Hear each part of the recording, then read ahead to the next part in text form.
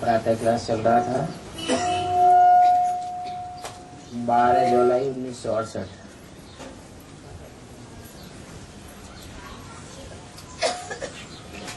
तीसरे पेज के अंत में मध्यांत में बात चल रही थी।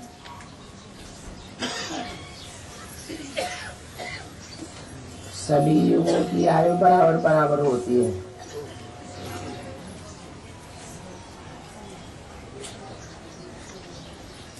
और 84 जन्मों का भी हिसाब चाहिए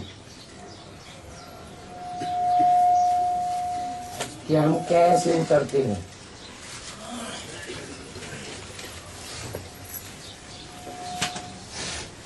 सीढ़ी का भी हिसाब चाहिए। पहला फाउंडेशन है देवी देवता सनातन धर्म का। उनके बाद फिर आते हैं इस्लामी, बौद्धी और क्रिश्चियन।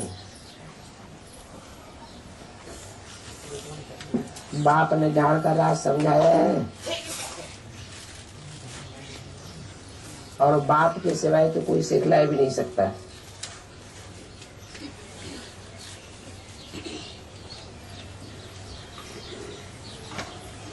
तुमको कहेंगे ये चित्र आदि कैसे बनाए, ये किसने सिखाया है? बोलो। हमको परमपिता परमात्मा ध्यान में सिखलाते हैं। वो हमको सिखलाते हैं, फिर हम आकर के बनाते हैं।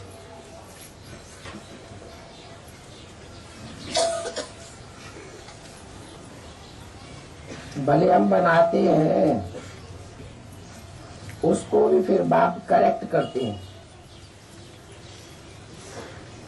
और इस रथ में ही आकर के करेक्ट करते हैं कि ये ऐसे ऐसे बनाओ।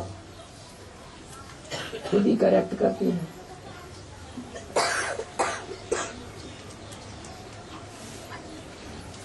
मनुष्य कृष्ण को श्याम सुंदर कहते हैं, परंतु वो समझते नहीं है कि उसको श्याम और सुंदर क्यों कहा जाता है। एक ही व्यक्ति के दो नाम क्यों रखे हुए हैं?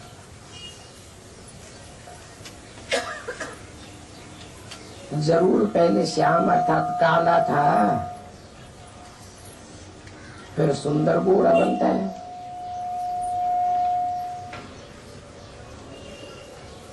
एक ही शरीर पर दो नाम रखे हुए हैं।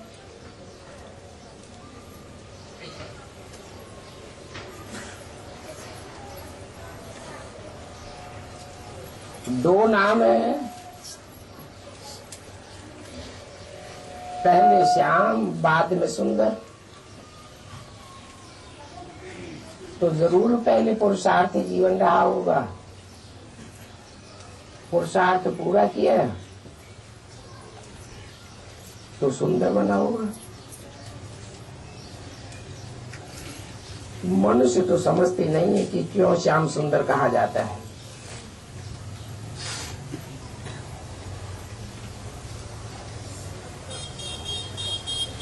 बाप बताते हैं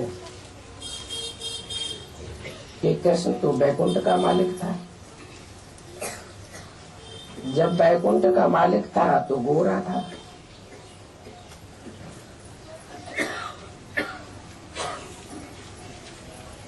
फिर बाद में गावड़े का छोरा सांवरा बना,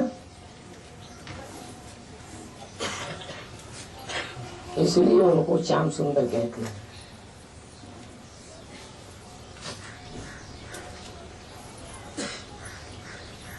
और यही पहले पहले इस सृष्टि में आते हैं, क्योंकि पहला पक्का तो वही है।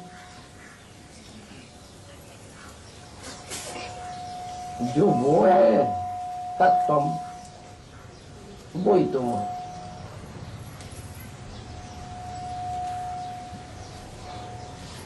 यही 16 कला संपूर्ण नारायण है, जिनकी राजाई चलती आई है सतयुग में।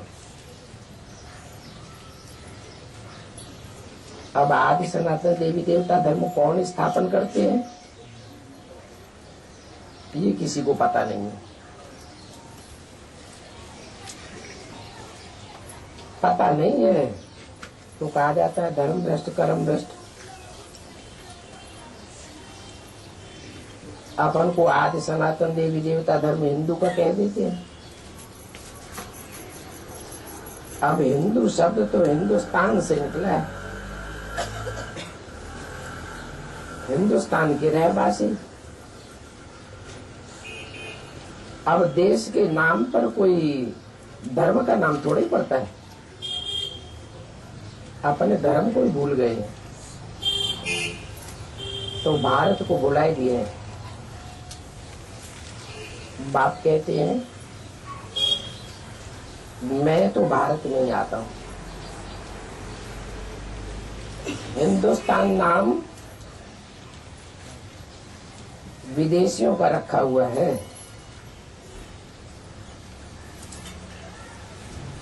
वास्तव में भारत में ही देवी देवताओं का राज्य था।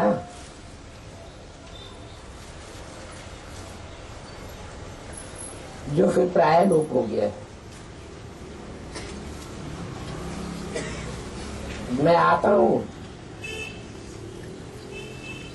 फिर देवी देवताओं का राज्य स्थापन करता हूं,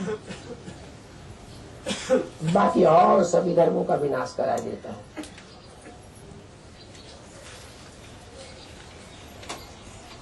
पहले पहले है आदि सनातन देवी देवता धर्म। ये झाड़ तो स्पष्ट है। ये झाड़ वृद्धि को पाता रहता है। नए नए पत्ते मठपंथ पिछाड़ी में आते हैं तो उनकी भी शोभा हो जाती है। फिर अंत में जब सारा झाड़ जर्जरीभूत अवस्था को पाता है तब मैं आता हूं।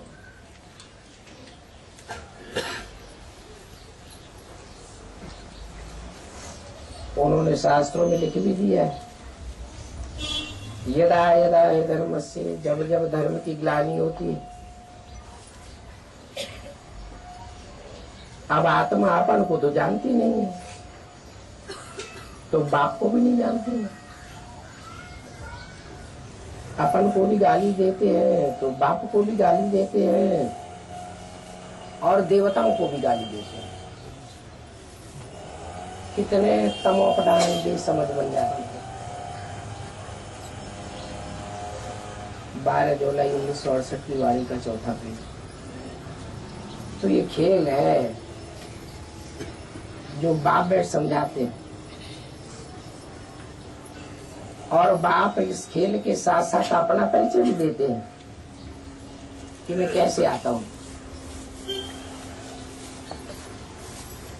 ये भी अपने जन्म को नहीं जानते। इनके 84 जन्मों के अंत के भी अंत में जब इनकी वानप्रस्थ अवस्था होती है तब मैं प्रवेश करता हूं और मुझे पति दुनिया में ही आना पड़े। पति दुनिया में सभी मनुष्य पतित हैं। उस पतित दुनिया में भी नंबर 1 पतित यह बनता है जिसमें मैं प्रवेश करता हूं।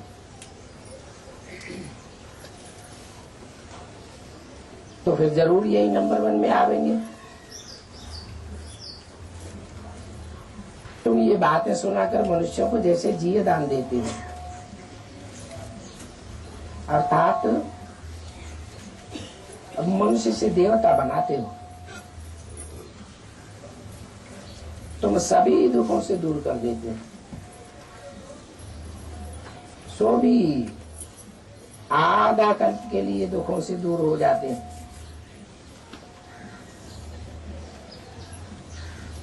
और जो दुखों को दूर करने में सहयोगी बनते हैं उनका नाम भी गाया हुआ है वंदे मातरम। परंतु वो कौन सी माताएं हैं जिनकी वंदना करते हैं? तुम माता ही नहीं हो जो सारी सृष्टि को व्यस्त स्वर्ग बनाती हो। बल स्वर्ग बनाने में सहयोगी मेल से भी है, परंतु स्वर्ग बनाने के कार्य में महिमा विशेष माताओं की है, मेजॉरिटी माताओं की। इसलिए माताओं की महिमा करते हैं। बाप आकर के तुमको महिमा लायक बनाते हैं। तो पहले माता,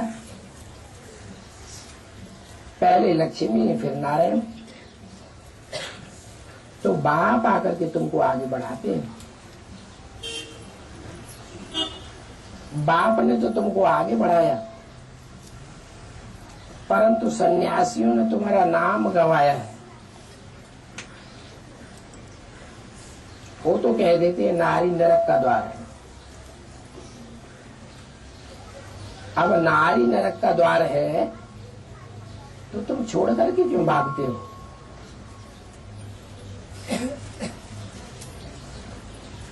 तुम छोड़ करके भागते हो, इससे तो तुम्हारी कमजोरी साबित होती है।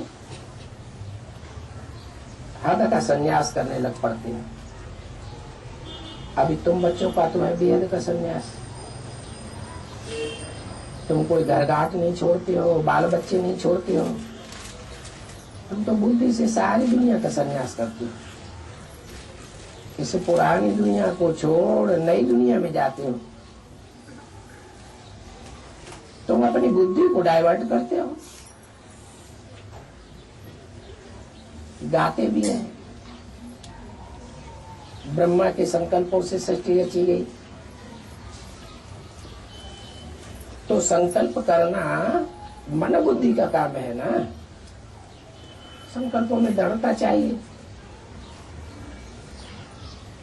तुम दुखधाम से सुखधाम ले जाने के लिए यहाँ आए हो। ये संगम युग है, जिसे कल्याणकारी युग कहा जाता है। कल्याणकारी युग कल्याणकारी बाप ही बनाते हैं और उनका नाम ही है शिव। शिव अर्थात कल्याणकारी। इसी युग में आते हैं, जबकि संगम युग कहा जाता है। मनुष्य पति से पावन बनते हैं। पहले तो तुम भी पति थे, अभी पावन बनते हो। ये तुम्हारी अहम ऑब्जेक्ट है, पतित से पावन बनना, अर्थात नर से नारायण बनना। सृष्टि का चक्र भी तुम समझ गए हो। इस चक्र को बाप के सिवाय कोई नहीं समझा सकता। बल सन्यासी लोग भ्रमरी का मिसाल तो देते हैं, परंतु वो मिसाल तुम बच्चों के ऊपर लागू होता है। भ्रमरी कीड़े को आप समान बनाती है। वास्तव में वो भूं भूं करने वाली भ्रमरी की बात नहीं है। वो तो जिसको बनाती है आप समान, वो कीड़ा ही रह जाता है। तुम ब्राह्मणिया हो जो भूं भूं करके मनुष्य को देवता बनाती हो। वो लोग दृष्टांत देते रहते हैं, बाकी जानते कुछ भी नहीं। तुमको बात समझाते हैं, तुम ब्राह्मणिया हो। वो तो शूद्र है, जो विष्टा के कीड़े हैं। उनको तुम ज्ञान की भूमि सिखला करके देवता बनाए देते हो। अभी बाप देखो कैसे मिसाल दे करके समझाते हैं। तो देखो कहाँ वो सन्यासी लोग, उन्होंने सिर्फ कॉपी करके रिपीट किया है, अर्थ तो कुछ भी नहीं समझते। अब ये सारा राज तुम बच्चों ने जाना। हमारा पीठ हम वो है जहाँ से हम आए हैं पाठ बजाने के लिए। जब हम इस धर्म में, जब हम दैवी धर्म में आते हैं तो सुख का पाठ बजाते हैं, फिर दो कलाएं कम हो जाती हैं। फिर द्वापर में रावण आता है, नाम रख दिया है द्वापर। क्यों द्वापर नाम क्यों रख दिया है? क्योंकि दो दो मतें हो जाती हैं, दो दो धर्म हो जाते हैं, दो दो कुल हो जाते हैं। फिर रामलीला दिखाते हैं, रामलीला में वर्ष वर्ष रावण को मारते हैं। ऐसे क्यों करते हैं? एक बार मर गया फिर बार बार मारने की क्या दरकार?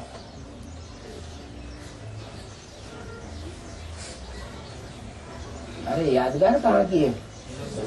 संगम युग की यादगार है। हम बार बार रावण को मारते हैं, योग बल से, ज्ञान के बल से बार बार वो बढ़ जाता है। 63 जन्मों के संस्कार हमारे अंदर के ही तो हैं जो बाहर आते हैं।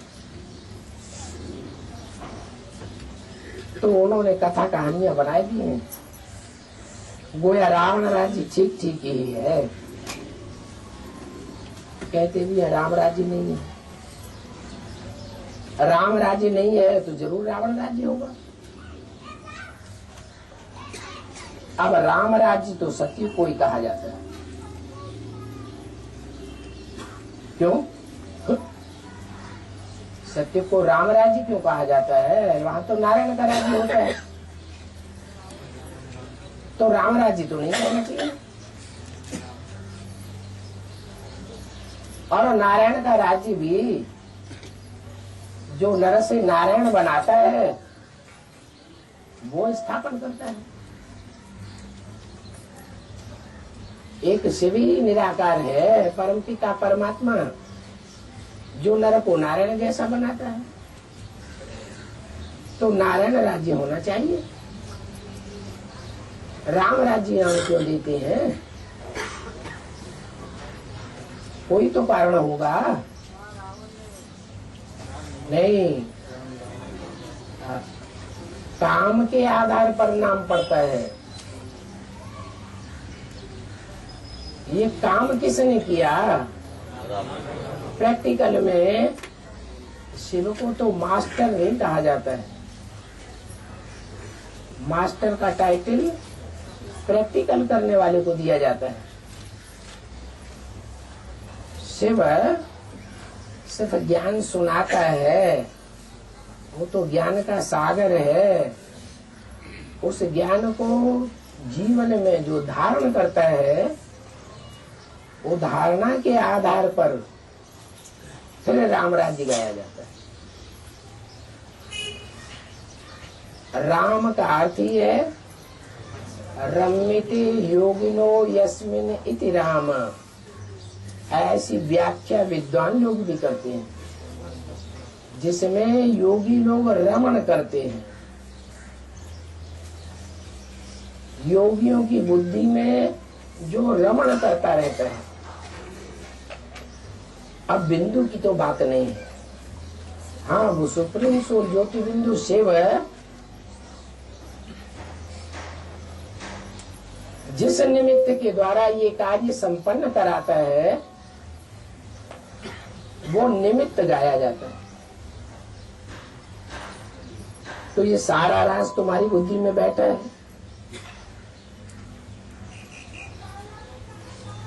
त्रेता को भी सेमी स्वर्ग कहेंगे।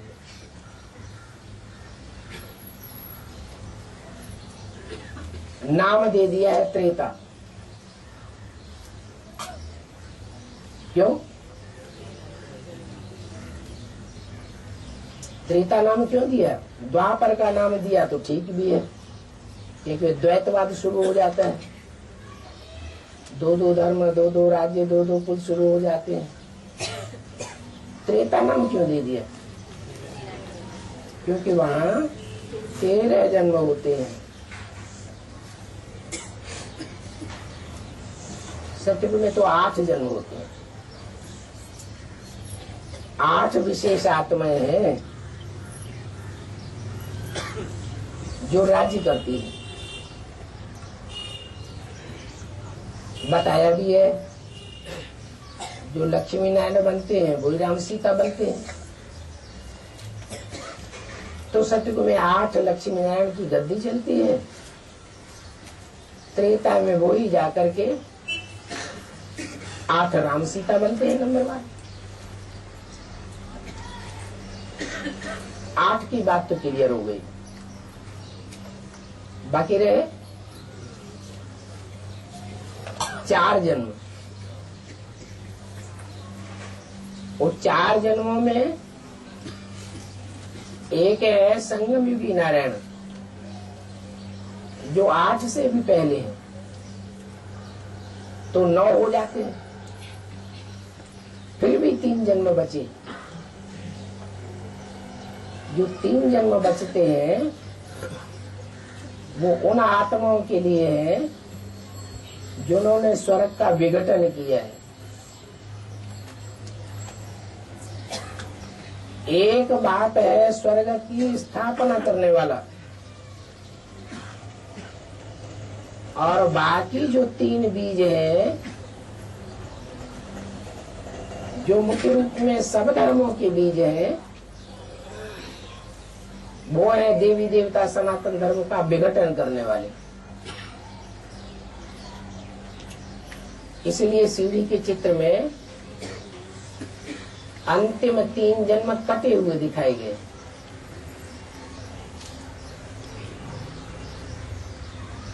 वो विघटन करने वाली आत्माओं का प्रवेश हो जाता है। इस तरह उनके भी 3 जन्म गाए हुए, तो टोटल मिला के 13 जन्म कहे जाते हैं। ये 13 जन्म लेने वालों में दूसरे धर्म की आत्माएं नहीं आती हैं। ऐसे नहीं इस्लाम धर्म का नारायण 13 जन्म लेगा, या बौद्ध धर्म का नारायण 13 जन्म लेगा, नहीं। 13 जन्म लेने वालों में वो चंद्रवंशी आत्माएं हैं जो दूसरे धर्म वालों को अपनी गोद में पालना देती है। इसलिए ब्रह्मा जैसी आत्माओं के त्रेता में 13 जन्म होते, राम जैसी सूर्यवंशी आत्माओं के 12 ही जन्म होंगे, क्योंकि उनका एक जन्म संगम युग में बढ़ जाता है एक्स्ट्राऑर्डिनरी। और जो भी अंतिम 3 जन्मों में विघटन वाले 3 जन्मों में जो राजाई अंत में प्राप्त करते हैं,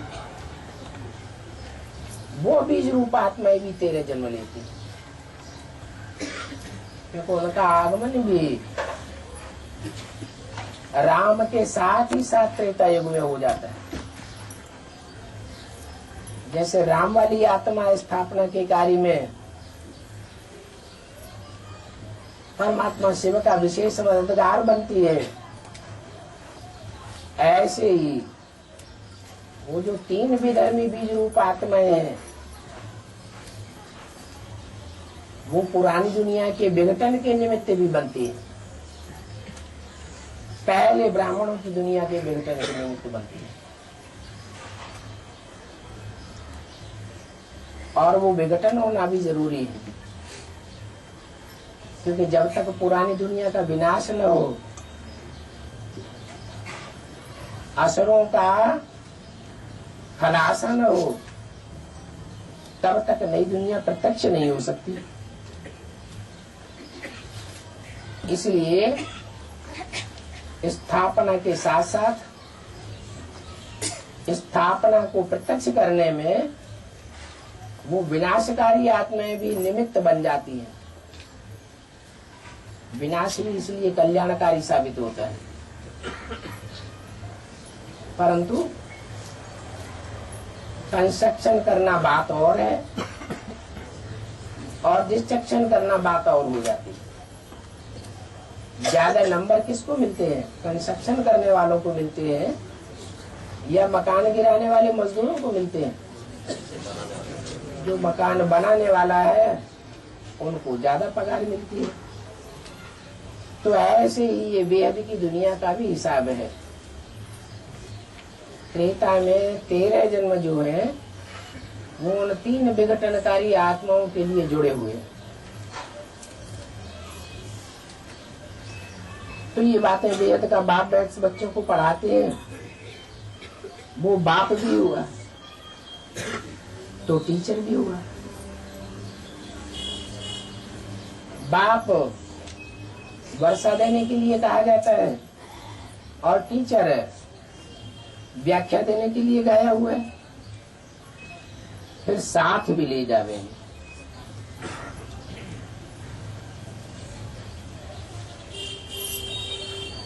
साथ कौन ले जाते हैं? सदगुरु साथ ले जावे। और साथ क्या जाता है?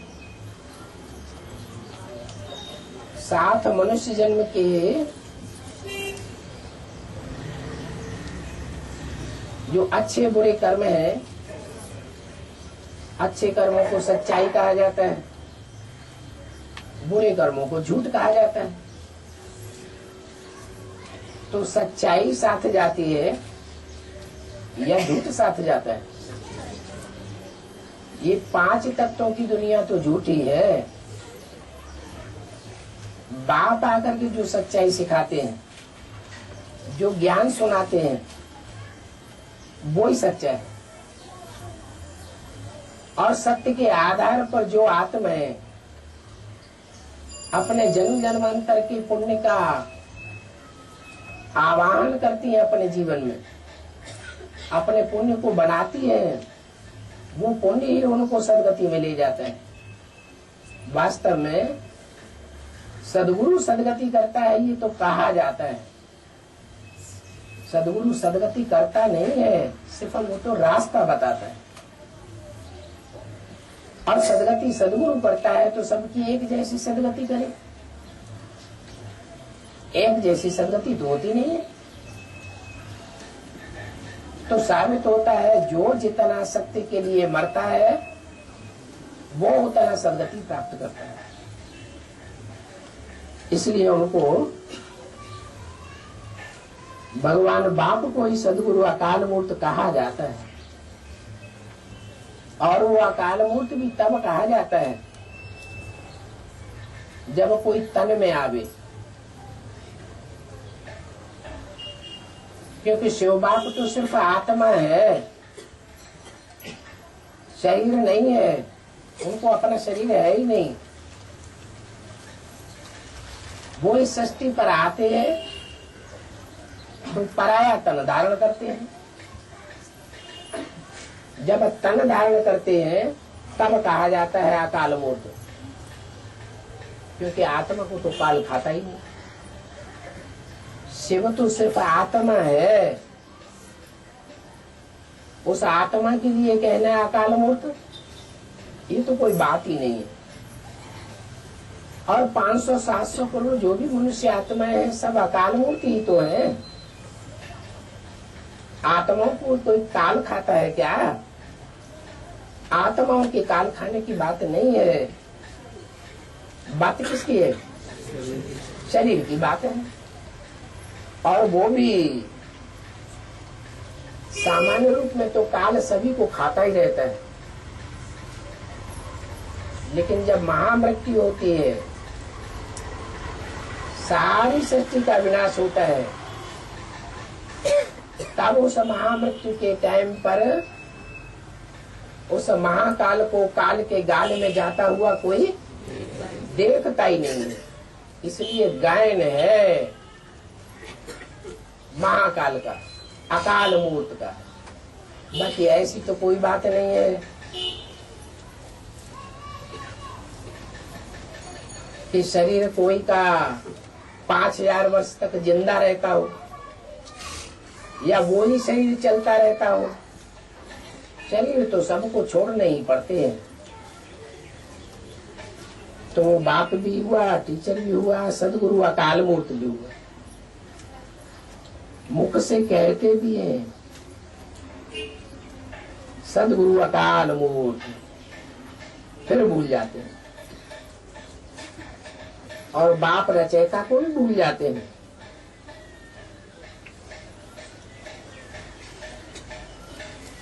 भूल जाते हैं, कहाँ भूल जाते हैं बाप रचयिता को? दूसरे धर्म के लोग भी नहीं भूलते। गॉड फादर कहते हैं ना, है? कहते हैं। जिसको वो गॉड फादर कहते हैं उसको निराकार समझते हैं।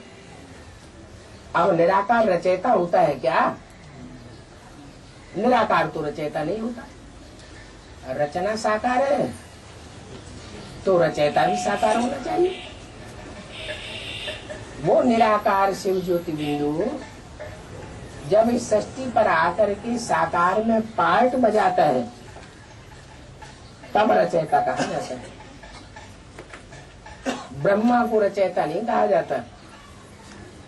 ब्रह्मा शब्द ही सूचित करता है कि वो माँ है। माँ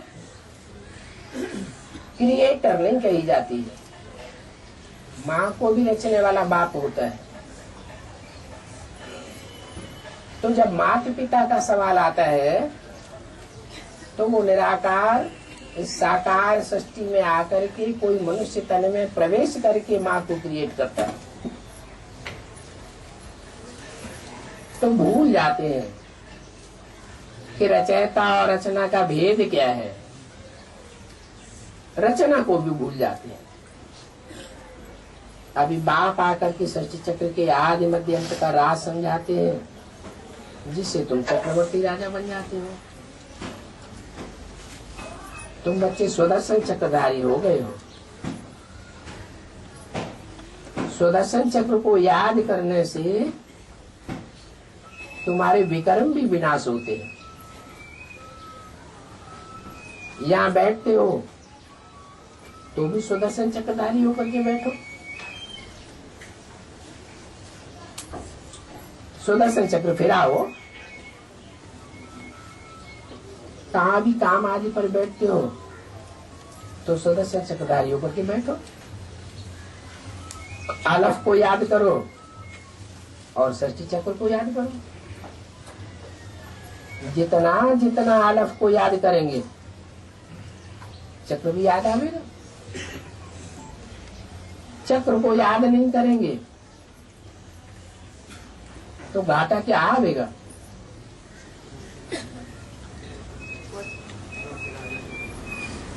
चक्र को याद नहीं करेंगे, सुदर्शन चक्र नहीं घुरावेंगे तो मुक्ति में जावेंगे, जीवन मुक्ति में नहीं आवेंगे। माना पूरे 84 के चक्र में आने वाले नहीं होंगे तो उनका सुदर्शन चक्र घूमेगा ही नहीं। तो जीवन मुक्ति को पाना है तो चक्र को भी याद करना है। सिर्फ बाप को याद नहीं, षष्ठ चक्र को भी याद करना है।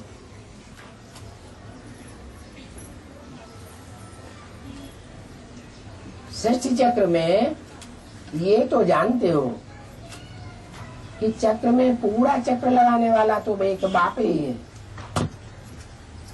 और आत्माएं तो ऑलराउंड पार्ट नंबरवार बजा देंगी, लेकिन पूरा पार्ट तो ऑलराउंड एक आत्मा का है और वो है सारी सृष्टि का बीज बाप।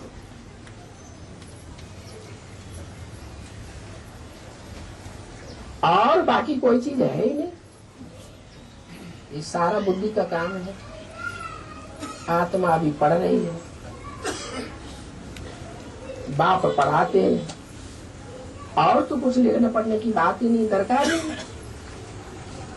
सिर्फ अपन को आत्मा समझ बाप को याद करना। सृष्टि चक्र का ज्ञान भी अंदर में रहना चाहिए। बाप की बुद्धि में भी तो अंदर में ज्ञान है ना, तो तुम्हारी बुद्धि में भी अंदर अंदर ये ज्ञान फिरता रहे। बाप को ज्ञान का सागर कहा जाता है। वो बाप खुद संपूर्ण पावन है।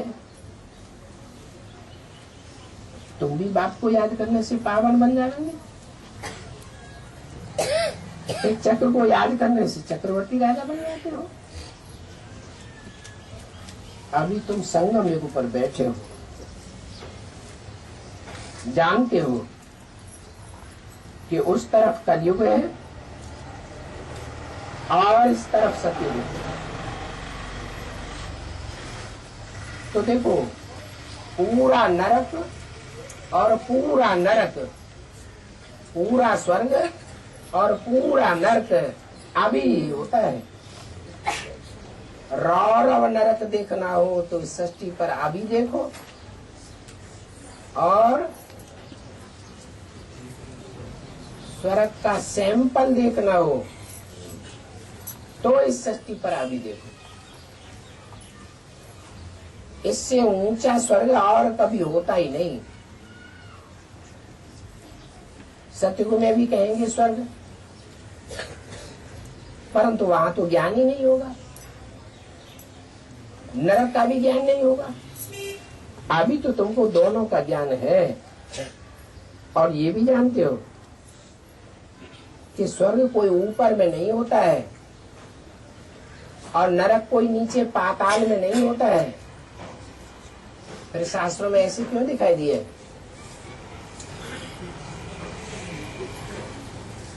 स्वर्ग ऊपर दिखाया है माने ऊंची स्टेज की यादगार है, और पाताल में नरक दिखाया है इसका मतलब नीची स्टेज दिखाई गई। अवस्था की बात है। पुरुषार्थ में अवस्थाएं गिरती रहती है, उठती रहती है। हाँ, नई सृष्टि को स्वर्ग सुखदायी कहा जाता है और पुरानी सृष्टि को नरक दुखदायी कहा जाता है। अभी ये पुरानी दुनिया है, परंतु तुम न पुरानी दुनिया में बैठे हो और न नई दुनिया में बैठे हो।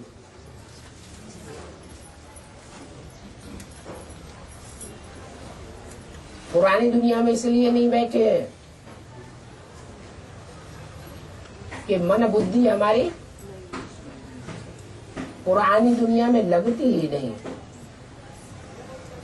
पुरानी दुनिया से जैसे हमने संन्यास ले लिया है, इसलिए अब हम पुरानी दुनिया के वासी नहीं हैं, क्योंकि हम तो आत्मा है मन बुद्धि रूपी। देह को तो भूलना है, तो इसलिए हम पुरानी दुनिया में भी नहीं है। और नई दुनिया में क्यों नहीं है? नई दुनिया में इसलिए नहीं है कि नई दुनिया में तो दुख भासना ही नहीं चाहिए,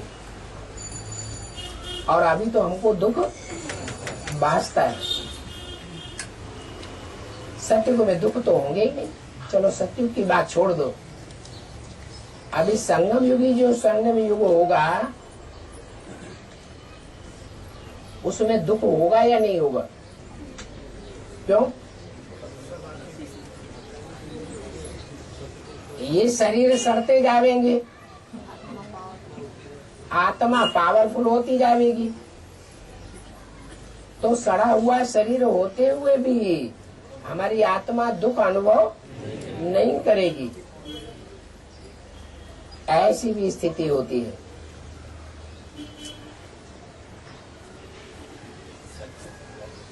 और उस स्थिति का अनुभव वो ही कर सकेंगे जिन्होंने बाप को पूरा पहचाना हुआ होगा। तो अभी तुम संगम पर हो। अच्छा, रूहानी बच्चों को बाप दादा का याद प्यार गुड मॉर्निंग। रूहानी बच्चों को नमस्ते।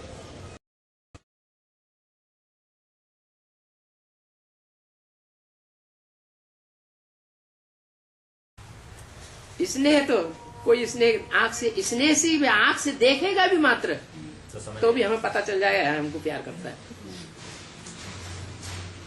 कोई वाइब्रेशन भी फेंकेगा तो भी दिल से दिल को राहत हो जाती है। दो बात मीठे शब्द बोलता है, बाद में भले पीछे से गर्दन काटते हैं तो हम उसके स्नेह को हम पकड़ लेंगे। अब क्रिश्चियंस में क्या होता है, यही बात क्रिश्चियंस में भी होती है, इसलिए चक्करी में आ जाते हैं लोग। कृष्ण की आत्मा में भी यही बात है, इसलिए ब्रह्मा की भुजाएं गाई हुई हैं। स्नेही को स्नेह मिलता है, स्नेही को सहयोग मिलता है।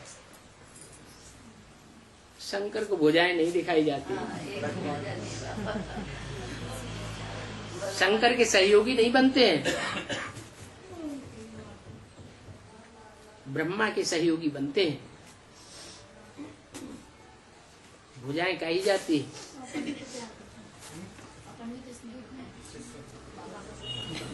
कोई मत कहिए, हम भी तो बाबा को स्नेह करते हैं, प्यार करते हैं। हाँ, बाबा को ये राम वाली सोल का है, उसको भी हम स्नेह करते हैं, प्यार करते हैं। प्यार करते हैं, स्नेह तो करते हैं, लेकिन जो भी प्यार करते हैं, जो स्नेह करते हैं, वो स्नेह है उसमें जो कृष्ण वाली आत्मा पार्ट बजाए रही है, उसके प्रति स्नेह तुम्हें खींच रहा है, या राम वाली आत्मा का ज्ञान तुमको खींच रहा है पूरा।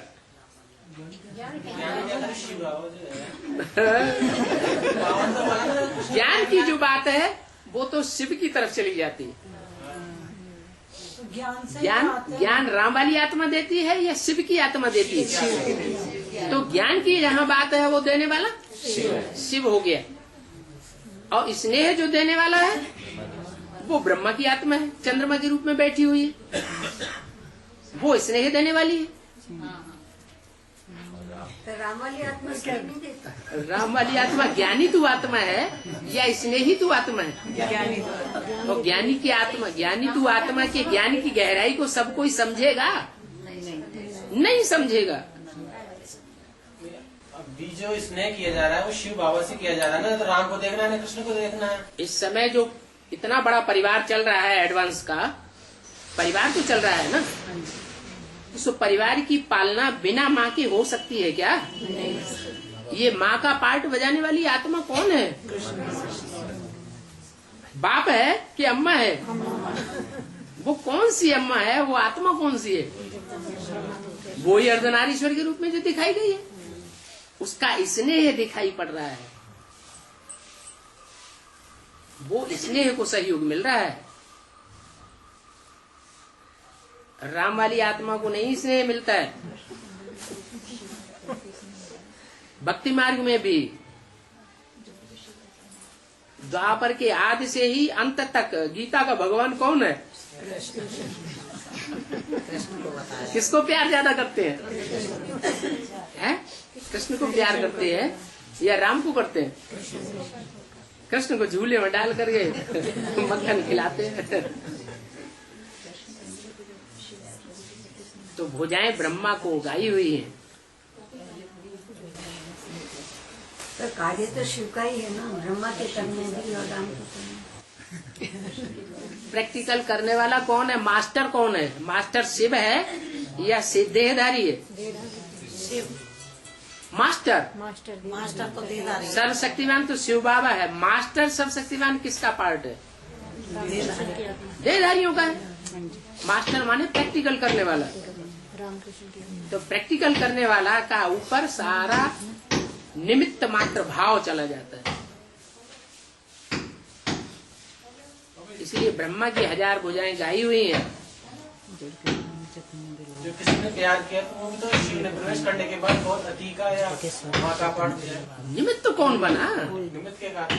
हाँ, निमित्त देखा जाए, निमित्त माने साकार। निमित्त राम वाली आत्मा स्नेह के निमित्त क्यों नहीं बनी? क्या कि बेसिक का जो जीवन था, बेसिक में भाई बहनों का आपस में व्यवहार संपर्क रहता है।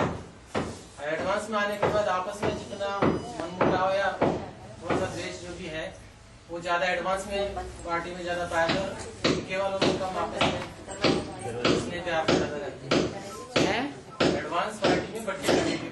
हाँ आपस की आत्माओं में छोटी छोटी बातों में लेकिन वैमनस्य या द्वेष जो भी आपस में टकराव लगा रहता है। तो बेसिक में था, तो बेसिक में इस तरह की कोई बात नहीं थी। लेश मात्र भी आपस में चाहे झूठा ही हो, जैसे बाद में आने पर पता पड़ा भाई वो झूठा इसलिए करते हैं बेसिक वाले, लेकिन वहाँ आपस में भाई का व्यवहार भी बिल्कुल स्नेह प्यार वाला था। और एडवांस पार्टी में आने के बाद आपस में काफी टकराव। उनको कहा जाता है अम्मा की औलाद, ब्रह्मा कुमार। इनको अम्मा की औलाद नहीं कहा जाता, ये है प्रजापिता ब्रह्मा कुमार। ये प्रजापिता शब्द जो है वो भक्ति मार्ग में भी गाया हुआ है। क्या गाया हुआ है? प्रजापिता का आखिरी रूप क्या दिखाया हुआ है? है? नहीं, बकरे का मुंह दिखाया हुआ है। मैंपन आ जाता है ज्ञानियों में, स्नेही आत्मा में मैंपन नहीं आता है। ये अंतर पड़ता है ज्ञान और स्नेह में। तो बाबा वो दक्ष का बकरे का मुंह इसीलिए बताया है जो ये पुराणों में बताते हैं, दक्ष बकरे का मुंह लगाया था। है, अहंकार आया ना, अहंकार आ गया था। हाँ। और बाबा एक मुरली का पॉइंट है कि जड़ के सामने चैतन्य दिलवाड़ा खोल दो। ये है? जड़ के सामने चैतन्य दिलवाड़ा खोल दो। अब खोल तो रहे। अब माउंट आबू में ज्यादा जो जमावड़ा है एडवांस पार्टी का, वो माउंट आबू के दूसरे एरिया में मिल रहा है या दिलवाड़ा में मिल रहा है? दिलवाड़ा बिल्कुल सामने हो रहा है वो। ये वाक्य सार्थक हो रहा है ना। तो सार्थक करने वाली एडवांस पार्टी है या बेसिक पार्टी? या बेसिक पार्टी है? बेसिक वाले बनना भी चाहे तो उन्हें कोई जमीन देने के लिए तैयार नहीं।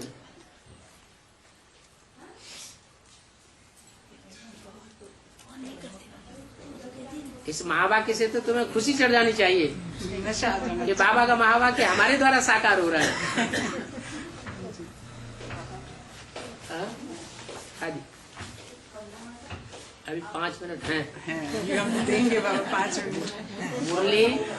मुरली जल्दी खत्म हो गई थी क्योंकि यहाँ वार्तालाप लंबा खींचते हैं। बाबा एक बार है ना, मेरे ही साथ हुआ था ऐसे। आत्माओं का होता है ना ऐसे कि मुझे लगा जैसे कि मैं मतलब चली गई और ऊपर आसमान में कुछ भी नहीं दिख रहे थे, बादल ना कुछ भी, और उड़ती उड़ती जा रही थी बिल्कुल। और ऐसा लग रहा था जैसे कि मैं शरीर के साथ उड़ रही हूँ। और मालूम नीचे जब मतलब मेरी आँख खुली ना तो करा रही थी और नीचे मतलब पड़ी थी मैं लाश की तरह। तो आप सूक्ष्म शरीर से उड़ रहे थे? तो कौन ले जा रहा था मुझे? तो फिर सूक्ष्म शरीर ही ले जाता है। और मैं वहाँ पे जो मन चल रहा था ना, वो गायत्री माँ का जप कर रही थी जैसे कोई आत्मा नहीं ले जाए मुझे। ऐसा अंदर मन चलायमान था। अपनी अपनी भावनाओं के आधार पर स्वप्न और साक्षात्कार होते रहते हैं। और साक्षात में ये मैं 2-3 घंटे तक पड़ी रही थी लाश में। हाँ जी। तो ये क्या था? बताया ना, अपने अपने जीवन काल में जो भावनाएं पक्की मजबूत होती रहती हैं वही हमें स्वप्न में दिखाई पड़ता है और वही हम साक्षात्कार में भी देखते हैं। अभी ज्ञान युक्त जीवन में बाबा ने कहा तुमने जो देखा है साक्षात्कार में यज्ञ के आदि में वो तुम प्रैक्टिकल में भी देखेंगे। तो तब तो कुछ मतलब तो छोटी सी और ब्रह्मा कुमार कुमारी प्रैक्टिकल में नहीं देखेंगे और हम प्रैक्टिकल में देखेंगे। उम्र भी छोटी थी बाबा तब तो। हाँ, कुछ पता ही नहीं था मुझे तो, ना इसके बारे में ना कोई ज्ञान के बारे में। आपको पता नहीं था, लेकिन एक आपकी आत्मा में जो संस्कार भरे हुए हैं पूर्व जन्म के, उसमें तो वो बात भरी हुई है ना। कोई कहते हैं हमने इस जिंदगी में कभी वो जगह देखी ही नहीं, फिर हमने जब देखी ही नहीं तो हमारे स्वप्न में वो जगह कैसे आ रही है। बहुत सी आत्माएं कंपिल में पहुंचती थी, कहती हमने कंपिल कभी इस जीवन में देखा ही नहीं, लेकिन हमने स्वप्न में देखिए सारा मकान ज्यों का त्यों ऐसा ही देखा। हमें अब तक याद है, हमने ऐसा ही देखा। इसका मतलब क्या हुआ? इसका मतलब है कि इस जन्म में नहीं तो उनके हिसाब किताब है, वो बुद्धि में बैठे हुए। बाबा जो आत्मा भट्टी कर लेती है, हाँ, बाप से भी मिल लेती है, हाँ, कुछ दिन क्लास भी अटेंड करती है, हाँ, और किसी कारणवश वो क्लास भी अटेंड नहीं करती, मुरली भी नहीं सुनती है, और फिर एक तरह से टूट गई। तो उनसे हमने पूछा तो हमने कहा कि भाई आप क्लास को अटेंड करो, और अगर किसी कारणवश आपसे कोई गलती हो गई है तो आप दोबारा भट्टी करिए। तो कहते हैं भट्टी तो हम कर लेंगे दोबारा, लेकिन हमें मुरलियाँ दो, जो हम मुरलियाँ तो सुनते रहे। तो उस आत्मा के साथ में क्या करना चाहिए? देना चाहिए मुरली। देते रहे ना मुरली। हाँ, हाँ, तो मुरली मांगता है, माना मुरली से प्यार है ना, तब तो किसी मांगता संग में आकर के वो गिर है। गिर जाती है आत्मा, तो उसको बढ़ाने के लिए मुरली तो दे सकते हैं। अपना हाँ, तो टाइम टू टाइम दे रहे हैं उसको। हाँ जी, देना चाहिए। गिरेंगे तो वापस समझेंगे, हाँ जी, गिरेंगे तो समझेंगे। हाँ जी, हाँ जी। भोलानाथ बोला है, भोलानाथ और चतुर्सुजान। चतुर्सुजान में चालाक और होशियार की लिस्ट में आता है। हाँ, भोला जो है सिंपल, बिल्कुल शिव बाबा के लिए बोला गया है। हाँ, तो बड़ा चतुर्सुजान है, कभी खेती कभी ज्ञान की। तो हाँ। दोनों बातें एक शिव बाबा के लिए लागू है। दोनों बातें कौन कौन सी? भोला भी वही है, चतुर्सुजान भी वही है।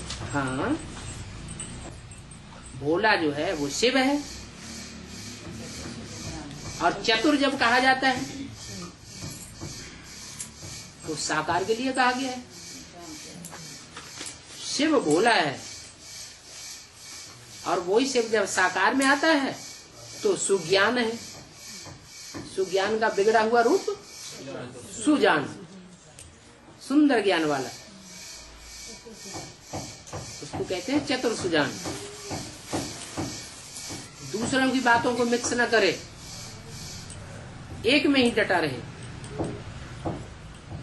नहीं तो क्या होता है, दूसरों के चक्कर में आ जाते हैं, तो उसको सुज्ञान कहेंगे। फिर बाबा कुछ आत्माएं भर्ती करने के बाद क्लास तो डेली कर रही हैं, लेकिन संगठन में नहीं आ पाती किसी मजबूरी कारण। तो कैसे? भी संगठन में बिल्कुल नहीं आती है, क्लास तो डेली कर बड़ा रही हैं। संगठन बाबा, संडे जो होता है उसमें नहीं आ पाती। संगठन यूनिटी को कहा जाता है, और यूनिटी आत्मा की प्योरिटी से कनेक्टेड है।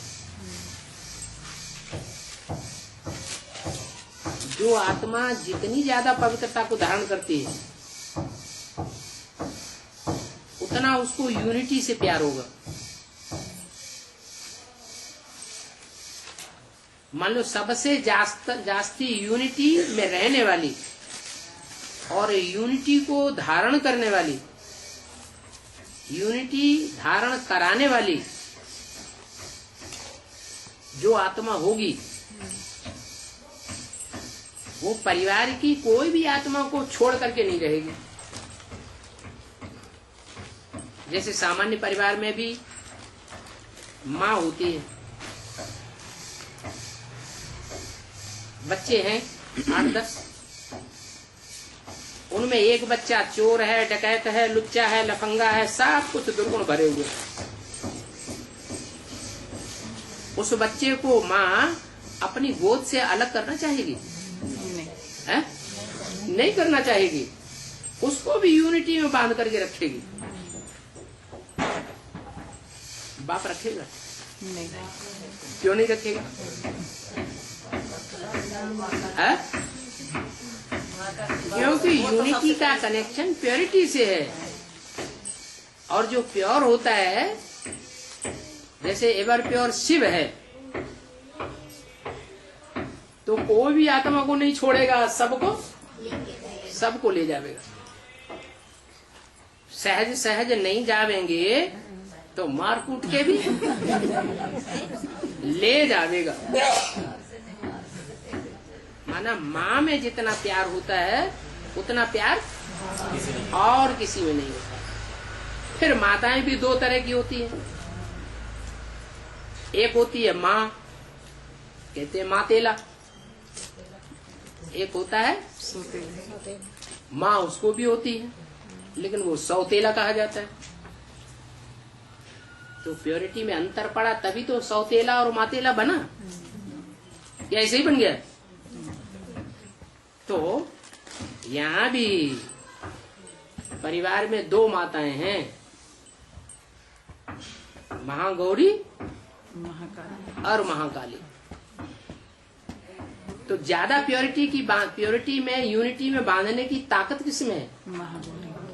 है? कौन सी माँ में? महागौरी। महागौरी, जिसे राधा कहा जाता है, छोटी माँ कहा जाता है, भारत माता कहा जाता है, उसमें यूनिटी में बांधने की ताकत है। तो यही बात हर आत्मा के लिए लागू होती है। वो आएगी जब भी पार पड़ेगी। हाँ, नहीं, जिस आत्मा में जन्म जन्मांतर की प्योरिटी होगी, वो संगठन के आल क्लास को छोड़ेगी ही नहीं।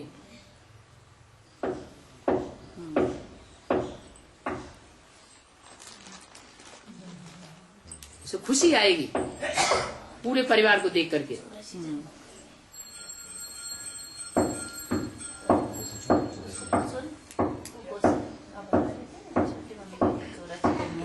घर वाले बाबा रुकावट डालते हैं अभी है, घर वाले रुकावट डालते हैं, आने नहीं देते संगठन में। घर वाले रुकावट डालते हैं, माने पूर्व जन्मों में अच्छे कामों में हमने डाली होगी, उनको रुकावट डाली होगी, तो वो हमको रुकावट डालते हैं। तो हिसाब किताब पूरा हो रहा है या बढ़ रहा है? हिसाब किताब पूरा तब हो रहा है जब उनकी बात को सहन करते रहे।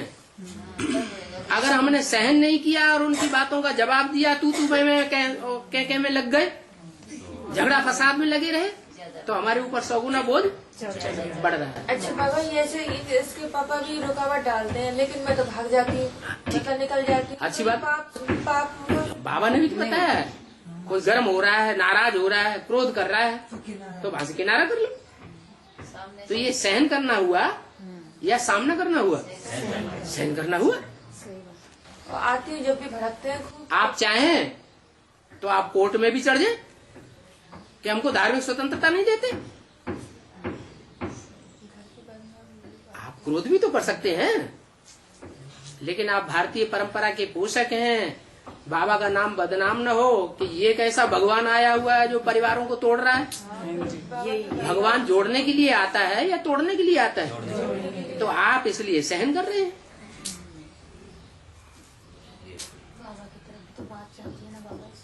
तो जो सहन कर रहे हैं उनका बोझा कम हो रहा है या बढ़ रहा है?